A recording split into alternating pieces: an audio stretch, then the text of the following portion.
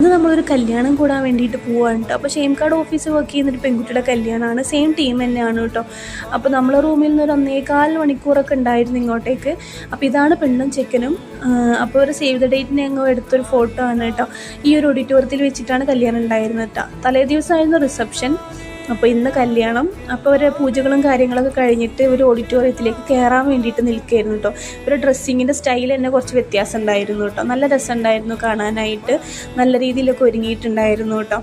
അങ്ങനെ അതൊക്കെ കുറച്ച് നേരം കണ്ടു കഴിഞ്ഞതിന് ശേഷമാണ് ഉള്ളിലേക്ക് കയറിയത്. ഉള്ളിലേക്ക് കയറിയപ്പോൾ സ്ക്രീനിൽ അവരുടെ സേവ് ദ ഡേറ്റിൻ്റെ വീഡിയോ അങ്ങനെ ഓടിക്കൊണ്ടിരിക്കുന്നുണ്ടായിരുന്നു. നല്ല രസമുണ്ടായിരുന്നു കേട്ടോ. ട്രഡീഷണലായിട്ടും മോഡേൺ ആയിട്ടൊക്കെ ഉള്ള ടൈപ്പിലുള്ള സേവ് ദ ഡേറ്റ് വീഡിയോസൊക്കെ ഉണ്ടായിരുന്നു. അടിപൊളിയായിരുന്നു കാണാനായിട്ട് കേട്ടോ. അപ്പോൾ അത് കുറച്ച് നേരമൊക്കെ ഇരുന്ന് കണ്ടു. പിന്നെ സ്റ്റേജിൽ കയറി ഫോട്ടോ കാര്യങ്ങളൊക്കെ എടുത്തിട്ടുണ്ടായിരുന്നു. അത് കഴിഞ്ഞിട്ട് നേരെ ഫുഡ് കഴിക്കാനാണ് പോയത്. നമ്മുടെ നാട്ടിൽ നിന്നും കുറച്ച് വ്യത്യസ്തമായിട്ടുള്ള ഫുഡും കാര്യങ്ങളൊക്കെയാണ് കേട്ടോ. ഒരു മസാല റൈസ് ഉണ്ടാകും, അതിൽക്കൊരു ഉപ്പേരി, സാലഡ്, കച്ചമ്പർ, അടിപൊളി പായസമായിരുന്നു കേട്ടോ. പിന്നെ സാദാ ചോറ്, അതിലേക്ക് സാമ്പാർ, രസം, മോര്, പിന്നെ മൈസൂർ പാക്ക്, പിന്നെ വരുന്നവർക്കെല്ലാം ഇങ്ങനെ ഒരു പ്ലേറ്റും ഒരു മുസമ്പിയും സ്വീറ്റ്സും ഒക്കെ ഉണ്ടായിരുന്നു കേട്ടോ. ഇതാണ് ഇച്ചു ഇട്ടിട്ടുണ്ടായിരുന്ന ഡ്രസ്സ്. ഒരു പാവാടയും കുപ്പായമായിരുന്നു. ഇത് ഷെയിംകാർഡ് അമ്മ അടിച്ചു കൊടുത്ത ഡ്രസ്സാണ്.